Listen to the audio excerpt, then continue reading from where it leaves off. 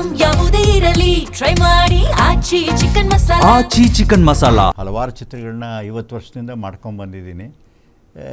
ನಾನು ಯಾವಾಗಲೂ ಒಂದೇ ಥರ ಸಿನಿಮಾ ಮಾಡಿ ಒಂದು ಮುದ್ರೆ ಹೊಡೆಸ್ಕೊಂಡಿರೋ ಡೈರೆಕ್ಟ್ರು ಅಲ್ಲ. ನಾನು ಎಲ್ಲ ಥರದ ಚಿತ್ರಗಳನ್ನ ಪ್ರಯತ್ನ ಪಟ್ಟಿದ್ದೀನಿ.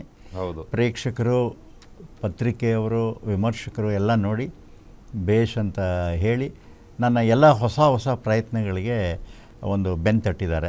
ಅದೇ ರೀತಿ ಇದು ಒಂದು ನಮ್ಮ ಕರ್ನಾಟಕದ ತುಳುನಾಡಿನಲ್ಲಿ ಒಂದು ಅದ್ಭುತವಾದ ಸ್ಪೋರ್ಟ್ಸ್. ಯಾಕೆಂದರೆ ಸ್ಪೋರ್ಟ್ಸ್ ಮೇಲೆ ಪಿಕ್ಚರ್ ಮಾಡೋದು ತುಂಬ ಮುಖ್ಯ ಆಗುತ್ತೆ. ಈಗ ಬೇಕಾದಷ್ಟು ಹಾಲಿವುಡ್ ಪಿಕ್ಚರ್ಗಳಲ್ಲಿ ಬಂದಿದೆ. ನಮ್ಮಲ್ಲೂ ಭಾಗ್ ಅಂತ ಮಿಲ್ಕಾ ಸಿಂಗ್ ಮಾಡಿದ್ದಾರೆ, ಕ್ರಿಕೆಟ್ ಮೇಲೆ ಮಾಡಿದ್ದಾರೆ, ಧೋನಿದು ಮಾಡಿದ್ದಾರೆ. ಈ ಥರ ಹಲವಾರು ಸ್ಪೋರ್ಟ್ಸ್ ಚಿತ್ರಗಳು ಆಗಿದೆ. ಸೊ ನನಗೆ ಈ ಸ್ಪೋರ್ಟ್ಸ್ ಮೇಲೆ ಒಂದು ತುಂಬ ಇಂಟ್ರೆಸ್ಟಿಂಗ್ ಇತ್ತು. ಯಾಕೆಂದರೆ ನನಗೆ ಬಿಗಿನಿಂಗಲ್ಲಿ ಏನೂ ಗೊತ್ತಿರಲಿಲ್ಲ. ಬರೀ ಕಂಬಳ ಅಂದರೆ 2 ಕೋಣ ಓಡುತ್ತೆ ಅಂತ ಅಂದ್ಕೊಂಡಿದ್ದೆ. ಯಾವಾಗ ನಾನು ರಿಸರ್ಚ್ ಮಾಡೋಕ್ಕೆ ಸ್ಟಾರ್ಟ್ ಮಾಡಿ ಅದ್ರ ಬಗ್ಗೆ ಸ್ವಲ್ಪ ಪುಸ್ತಕಗಳು ಓದಿ ಆಮೇಲಿಂದ ಯಾರ್ಯಾರು ಕಂಬಳ ನಡೆಸ್ತಾರೆ ಅವ್ರನ್ನೆಲ್ಲ ಭೇಟಿ ಮಾಡಿದಾಗ ತುಂಬ ದೊಡ್ಡ ಇನ್ಸಿಡೆಂಟ್ಗಳು ಕಥೆ ಸಿಕ್ತು. ಅಂದರೆ ಈ ಪರ್ಟಿಕ್ಯುಲರ್ ಆಗಿ ಈ ಕತೆ ಸಿನಿಮಾ ಮಾಡಬೇಕು ಅಂತ ನಿಮ್ಮ ತಲೆಯಲ್ಲಿ ಬಂದಿದ್ದು ಯಾವಾಗ, ಆಮೇಲೆ ಹೇಗೆ ಶುರು ಮಾಡಿದ್ರಿ, ಯಾವಾಗ ಶುರು ಮಾಡಿದ್ರಿ ಸರ್? ನಮ್ಮ ತಾಯಿ ಉಡುಪಿಯವರು, ಓಕೆ, ನನ್ನ ವೈಫು ಪುತ್ತೂರು. ಸೊ ಸ್ವಲ್ಪ ಬ್ಲಡ್ಡು ನಂದು ದಕ್ಷಿಣ ಕನ್ನಡದ್ದು ಇದ್ದೇ ಇದೆ. ಹೌದು. ನಾನು ನಮ್ಮ ತಾಯಿಯವ್ರ ಜೊತೆಯಲ್ಲಿ ಉಡುಪಿಗೆ ಚಿಕನ್ನಲ್ಲಿ ಹೋದಾಗ ಅಲ್ಲಿ ಅಕ್ಕಪಕ್ಕ ಇದ್ದಾಗ ಅಲ್ಲೆಲ್ಲ ಅದೊಂದು ಏನು ಅಂತ ಹೇಳಿದ್ರೆ ಕಂಬಳ ಅನ್ನೋದು ಅವ್ರಿಗೆ ಒಂದು ಆರಾಧನೆ. ಕಂಬಳಕ್ಕೆ ಹೋಗೋದು, ಕಂಬಳದ ನೋಡೋದು, ಅದ್ರ ಬಗ್ಗೆ ತುಂಬ ಒಂದು ನಂಬಿಕೆ ಇಟ್ಕೊಂಡಿದ್ದಾರೆ ಅಲ್ಲಿ ಒಂದು ಪ್ಲಾನ್. ಯಾಕೆಂದರೆ ಒಂದು 700 ಇಯರ್ಸಿಂದ ಇರೋ ಒಂದು ಸಂಸ್ಕೃತಿ ಮತ್ತು ಕ್ರೀಡೆ. ಸೊ ಅದು ನನಗೆ ಹಾಗೆ ಇದ್ದಾಗ ನನಗೆ ಮೂಡುಬಿದ್ರೆಯಲ್ಲಿ ಒಂದು ಸರಿ ಸನ್ಮಾನಕ್ಕೆ ಕರೆದ್ರು ಕಂಬಳದಿದ್ದಕ್ಕೆ. ಅವರು ಗೋಪಾಲ್ ಕಡಂಬ ಅಂತ ಇದ್ದಾರೆ.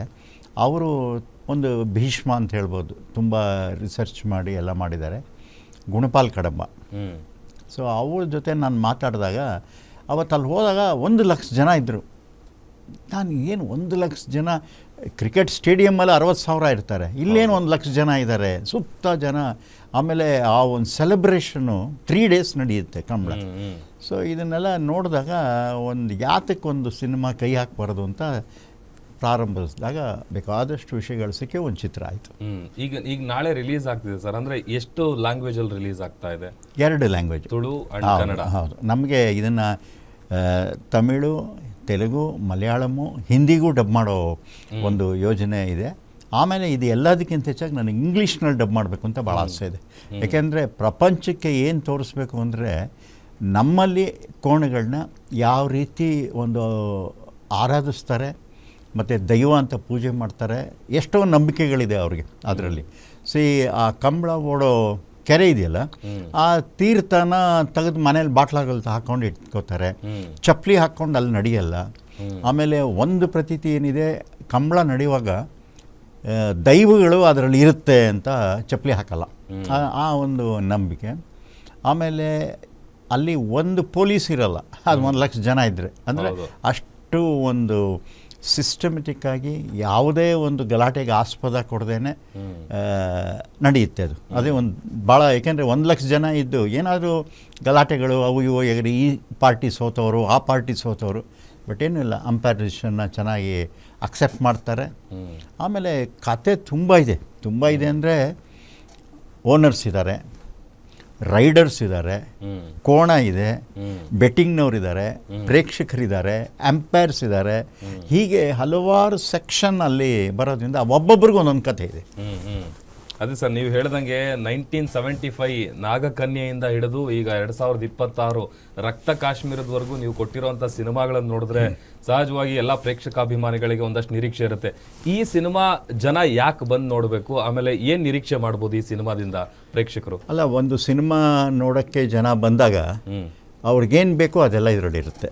ಏಕೆಂದರೆ ನನ್ನ ಒಂದು ಎಕ್ಸ್ಪೀರಿಯನ್ಸಲ್ಲಿ 50 ಪಿಕ್ಚರು ಇಂಡಿಯಾ ದೇಶದಲ್ಲೆಲ್ಲ ಮಾಡಿದ್ದೀನಿ ನಾನು. ಹಿಂದಿಲಿ ಮಾಡಿದ್ದೀನಿ, ತಮಿಳಲ್ಲಿ ಮಾಡಿದ್ದೀನಿ, ತೆಲುಗಲ್ಲಿ ಮಾಡಿದ್ದೀನಿ, ಕನ್ನಡದಲ್ಲಿ ಮಾಡಿದ್ದೀನಿ. ಎಲ್ಲೋದ್ರೂ ಆಡಿಯನ್ಸ್ ಫೀಲಿಂಗು, ಸೆಂಟಿಮೆಂಟು ಒಂದೇ. ಯಾಕೆಂದರೆ ನಾನು ಸಿಂಹದ ಮರಿ ಸೈನ್ಯ ಡೈರೆಕ್ಟ್ ಮಾಡಿದಾಗ ಪ್ಯಾರಿಸ್ಗೆ ಹೋಗಿದ್ದೆ ಫಿಲಮ್ ಫೆಸ್ಟಿವಲ್ಗೆ. ಅಲ್ಲಿ ಎಲ್ಲ ಚೈನಾದವರು, ಪ್ಯಾರಿಸ್ನವರು, ಯುರೋಪ್ನವರು ಎಲ್ಲ ಚಿಕ್ಕ ಚಿಕ್ಕ ಮಕ್ಕಳು ಬಂದಿದ್ದರು. ನೀವು ನಂಬಿಬಿಡಿ, ನಾನು ಇಲ್ಲಿ ಥಿಯೇಟ್ರಲ್ಲಿ ಅರ್ಜುನ್ ಸರ್ಜಾಗೆ ಎಲ್ಲಿ ಕ್ಲಾಪ್ ಹೊಡಿತಿದ್ರು, ನಮ್ಮ ಮಕ್ಕಳು ಅದೇ ಕ್ಲಾಪ್ನ ಆ ಹುಡುಗರು ಹೊಡಿತಿದ್ರು ಅಲ್ಲಿ, ಅದೇ ಪಾಯಿಂಟ್ಗೆ, ಅದೇ ಟೈಮ್ಗೆ. ಸೊ ಅಲ್ಲಿಗೆ ಹ್ಯೂಮನ್ ಎಮೋಷನ್ಸ್ ಎಲ್ಲ ಒಂದೇನೆ. ಹಾಗೆ ನಮ್ಮ ಅಂತಾನೂ ಅಷ್ಟೇ. ಇಲ್ಲಿ ಏನು ಅಂಬರೀಷ್ ಇದು ಮಾಡಿದ್ರು, ನಾನು ಹಿಂದಿ ಮಾಡಿದಾಗ ಹಿಂದಿನಲ್ಲಿ ಪಂಜಾಬ್ಗೆ ಹೋಗಿದ್ದೆ ನಾನು. ಅಮೃತ್ಸರಲ್ಲಿ ನೋಡ್ಬೇಕಾದ್ರೆ ಆ ಸೀನು, ಆ ಡೈಲಾಗೆ ಹಾಗೆ ಕ್ಲಾಪಲ್ಲಿ. ಸೊ ಅಲ್ಲಿಗೆ ಒಂದು ಹ್ಯೂಮನ್ ಎಮೋಷನ್ಸ್ ಏನಿದೆ ಅದು ಯೂನಿವರ್ಸಲ್.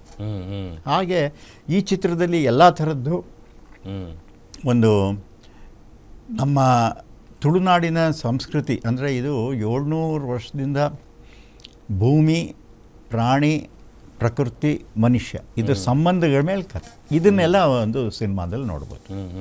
ನಿಮ್ಮೂರಿನಿಂದ ವಿಶ್ವ ಮಟ್ಟದವರೆಗೆ ರಾಜಕೀಯ, ಸಿನಿಮಾ, ಸ್ಪೋರ್ಟ್ಸ್ ಯಾವ ಸುದ್ದಿಯೂ ಮಿಸ್ ಆಗಲ್ಲ. ಬರೀ ಸುದ್ದಿಯಷ್ಟೇ ಅಲ್ಲ, ಜೊತೆಯಲ್ಲೇ ಇರುತ್ತೆ ವಿಶ್ಲೇಷಣೆ.